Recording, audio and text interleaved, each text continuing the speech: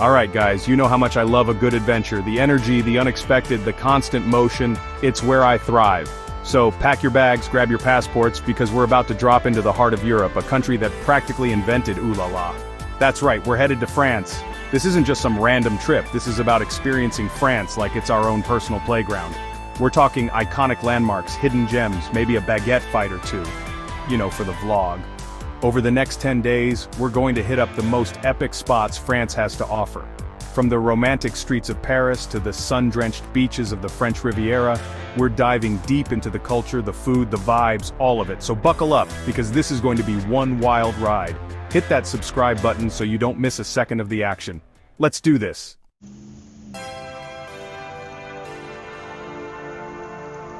First stop, the City of Lights, the one and only Paris. You can practically feel the romance in the air, mixed with the smell of fresh croissants and coffee.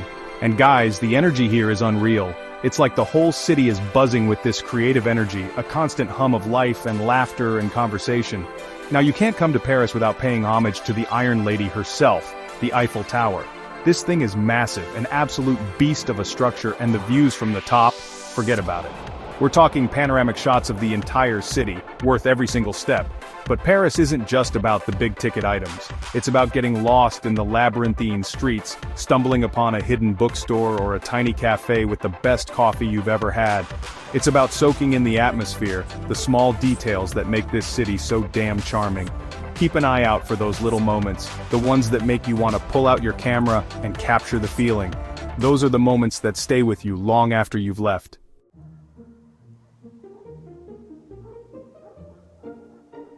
Okay, time for some culture, and when it comes to art, you can't beat the Louvre. This place is basically an art history textbook come to life.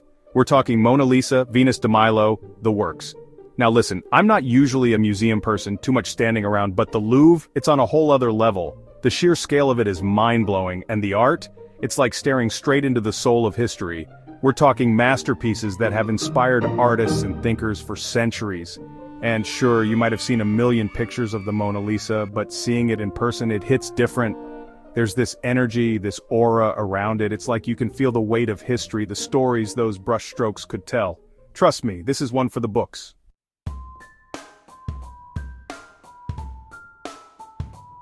Alright guys, we're ditching the city for a bit and taking a trip back in time to the Palace of Versailles. This place is the definition of grandeur. We're talking over-the-top opulence. A palace so massive it makes your head spin. You walk in, and it's like you've been transported straight into a history book. Gold leaf everywhere, chandeliers the size of small cars, and portraits of kings and queens staring down at you like, yeah, we know, it's a lot. And the Hall of Mirrors? Don't even get me started. It's like walking into a kaleidoscope, light bouncing off hundreds of mirrors, creating this dizzying, almost magical effect. This place was designed to impress, and trust me, it does not disappoint. It's a glimpse into a world of absolute power and luxury, a world where excess was the name of the game.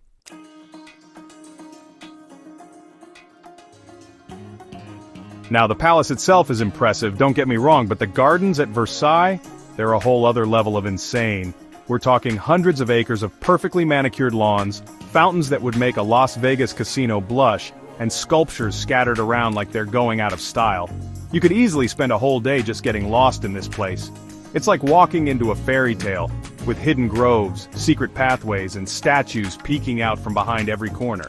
And the fountains, man, they're not just spraying water, they're choreographed masterpieces of engineering and art. Seriously, they had water shows back in the day. Talk about extra. Make sure you grab a map because this place is huge, and it's easy to lose track of time wandering through these gardens. But hey, that's part of the fun, right? Discovering something new around every bend.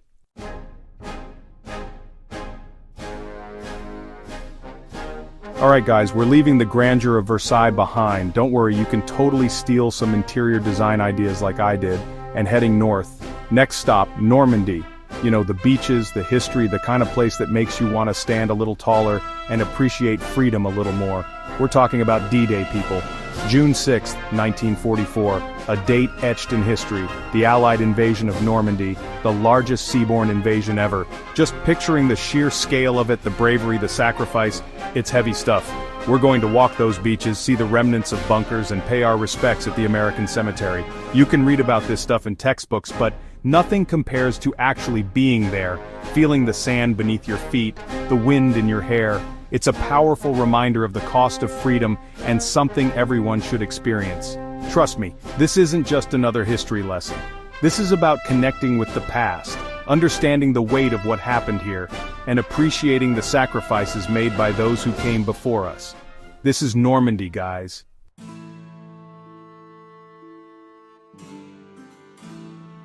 Okay, so Normandy isn't all about somber reflection and history lessons.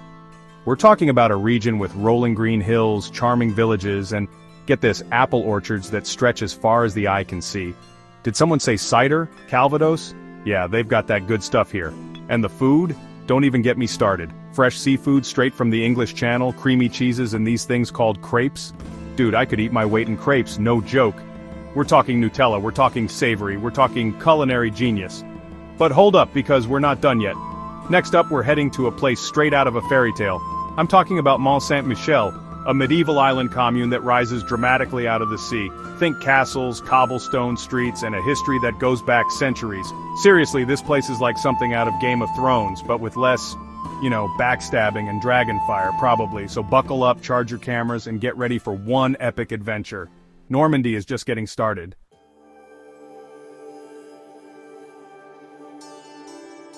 Alright guys, remember that fairy tale island I was telling you about? Well, here it is in all its glory, Mont Saint-Michel. Seriously, this place is like something out of a dream. We're talking a tidal island, meaning it's cut off from the mainland at high tide, just floating out there like a mirage. Imagine this, a towering medieval abbey perched on top of a rocky outcrop surrounded by fortified walls and winding cobblestone streets. And the views? Don't even get me started. We're talking panoramic vistas of the bay, the coastline stretching out like an endless ribbon. It's enough to make you want to ditch the camera and just soak it all in. But let's be real, I'm gonna capture every angle. This place is a photographer's paradise. Golden hour light hitting those ancient stone walls. Pure magic. We're talking drone shots, we're talking time lapses of the tide rushing in. We're talking content gold, people. So, how do you get to this mythical island, you ask? Well, you can walk across the causeway at low tide, but honestly, I'm all about that dramatic entrance. We're talking a rented convertible. The wind in our hair, cruising across that causeway like something out of a movie montage. Mont Saint-Michel, here we come.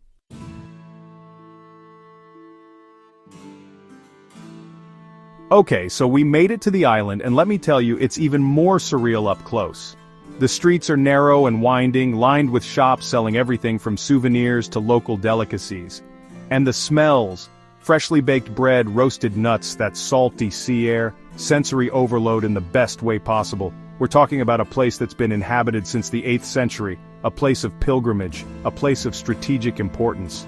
You can feel the history here, in the worn stones, the weathered statues, the echoes of footsteps down through the ages, and the abbey itself, don't even get me started. We're talking soaring arches, intricate carvings, stained glass windows that bathe the interior in a kaleidoscope of colors.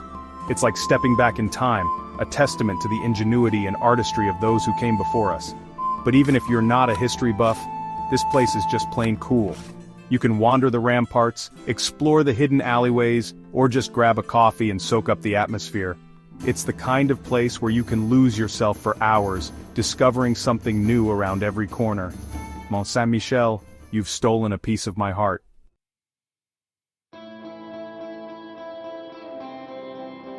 Alright folks, pack your bags because we're leaving the coast behind and heading inland to a region straight out of a storybook. Get ready for rolling hills, vineyards as far as the eye can see, and more castles than you can shake a baguette at. That's right, we're talking about the Loire Valley, baby. This place is like the ultimate fairy tale road trip. We're talking about driving those winding country roads, the windows down, the sun on our faces, and a soundtrack of, what else? Daft Punk, of course, gotta rep that French pride. And speaking of French pride, let's talk about these castles, or as they say around here, chateaux. We're not talking about your average medieval fortresses here. These are masterpieces of Renaissance architecture, opulent estates surrounded by manicured gardens, sparkling fountains, and enough history to fill a textbook. Think Chambord, with its double helix staircase designed by Leonardo da Vinci himself, or Chenonceau, gracefully spanning the Cher River. Each chateau has its own unique story to tell, its own secrets whispered through the centuries. get ready to be transported back in time, because the Loire Valley is about to blow your mind.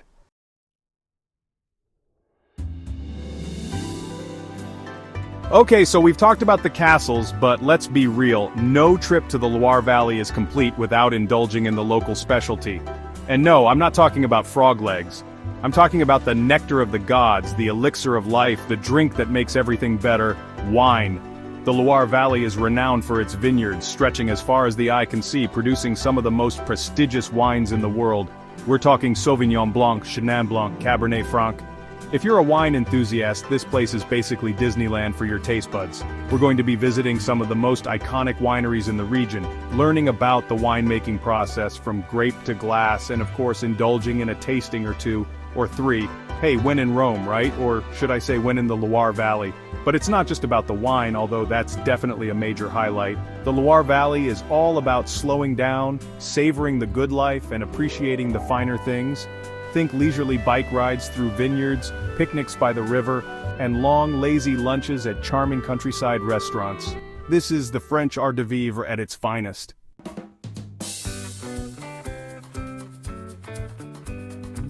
Alright guys, we're in Bordeaux. You know what that means? Wine country. This place is like Napa Valley on steroids. The history here is insane. Centuries of winemaking tradition. It's literally dripping off the walls. I mean, you walk down the street and you can smell it in the air. And the best part, you don't have to be some kind of sommelier to appreciate it. Whether you're a total wine snob or you just like the occasional glass, Bordeaux has something for everyone. So, we're gonna spend the next couple of days exploring the vineyards, talking to the winemakers, and of course doing some serious tasting.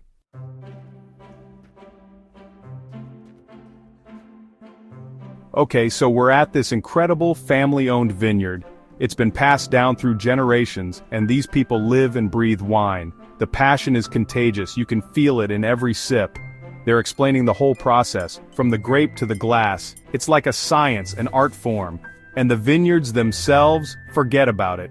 Rolling hills, perfect rows of vines stretching as far as the eye can see. It's like something out of a movie, except it's real.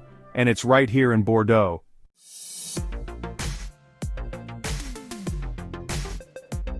Next stop, Provence. This place is like stepping into a postcard. Think rolling hills, fields of lavender stretching to the horizon, charming villages straight out of a fairy tale. It's the kind of place that makes you want to slow down, take a deep breath, and just soak it all in. We're talking about cobblestone streets, little cafes with tables spilling out onto the sidewalks, the smell of fresh bread and pastries in the air. It's the epitome of French charm, and I'm here for it.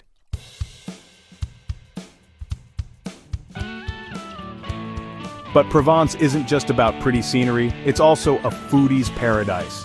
We're talking fresh, local ingredients, bursting with flavor. Think olive oil, tomatoes, herbs, cheeses, all the good stuff.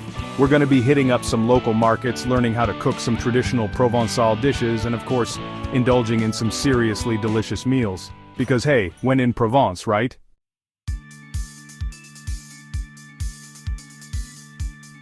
Get ready for the French Riviera, baby. We're talking sunshine, beaches, turquoise water, and a whole lot of glamour. This is where the rich and famous come to play. And trust me, it's not hard to see why. We're talking yachts the size of small islands, supercars cruising along the coastline, and some of the most luxurious hotels in the world. But don't worry, you don't need to be a millionaire to enjoy the Riviera.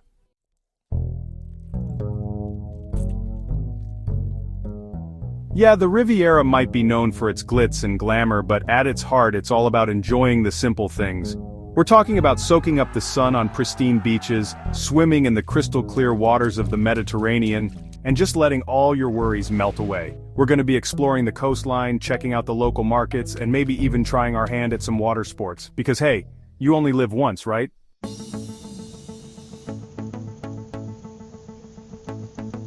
Alright guys, we've been non-stop, Eiffel Tower, beaches, castles, you name it. Now if you're anything like me, you're craving some serious food. Get ready for Lyon, the gastronomic capital of France. Yeah, you heard me right, capital. This isn't just some tourist trap with overpriced croissants, this is the real deal. We're talking Michelin-starred restaurants, bustling food markets overflowing with fresh produce, cheese that'll make you want to slap your mama, in a good way of course, and pastries so beautiful they belong in a museum. I'm serious, they have a museum dedicated to the history of food here. This city breathes food, dreams food, is food. First stop, gotta hit up Les Halles de Lyon Paul Bocuse, an indoor market named after the legendary chef himself. It's a sensory overload in the best way possible. Imagine the smells of fresh bread, roasting chicken, the colors of exotic spices and fruits you've never even seen before. It's enough to make you want to pull a ratatouille and just dive right into a giant pot of something delicious. And the best part? You can eat your way through Lyon without breaking the bank. We're talking about bouchons, these small traditional restaurants serving up authentic Lyonnaise cuisine. Think hearty stews, rich wines, and enough cheese to satisfy even the most lactose-tolerant among us.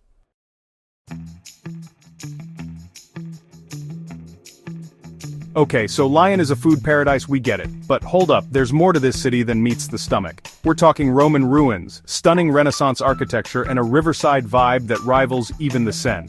Start with Vieux-Lyon, the city's Renaissance old town, a UNESCO World Heritage Site.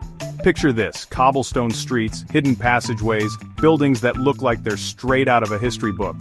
It's like taking a time machine back to the 16th century, minus the, plague and lack of indoor plumbing. And if you're looking for some fresh air, head to the confluence of the Rhône and Saône rivers. This is where Lyon was born, and it's the perfect spot for a walk, a picnic, or just to soak up the city's unique energy. Trust me, it's a vibe. But the thing I love most about Lyon is its energy. It's a city that's constantly buzzing, but in a laid-back, approachable way. It's a place where you can wander for hours, stumbling upon hidden courtyards, street art, and some of the friendliest locals you'll ever meet.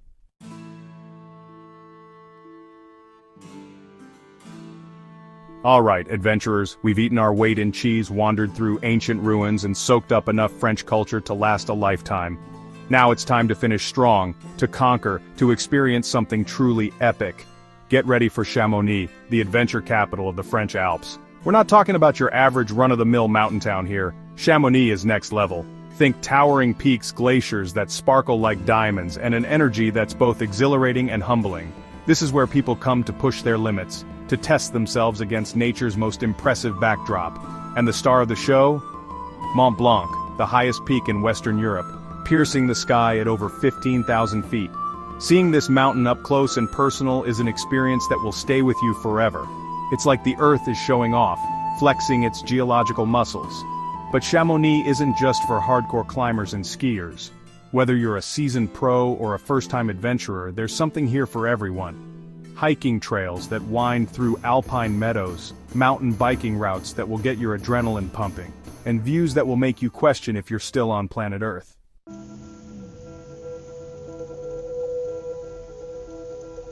Look, I'm the first one to admit, I'm a city guy, through and through. Give me the energy of the streets, the chaos, the non-stop movement.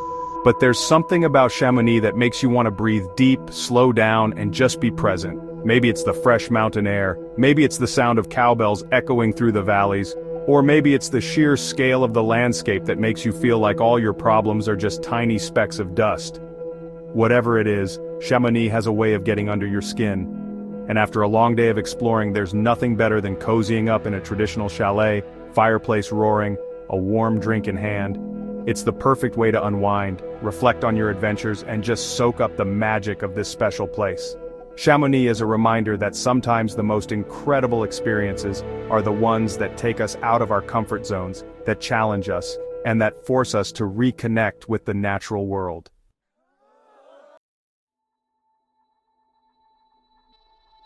And that's a wrap on France. From the bustling streets of Paris to the serene peaks of the Alps, we've covered some serious ground, eaten some seriously good food, and hopefully inspired you to book your own French adventure. This country, man, it gets under your skin. The history, the culture, the people, it's a whirlwind of experiences that will stay with you long after you've said au revoir. And trust me, you'll be saying au revoir, not goodbye, because once you've had a taste of France, you'll be planning your return trip before you even leave. So, what are you waiting for? Get out there, explore, eat all the croissants, and don't forget to hit that subscribe button for more travel adventures. Until next time, peace out.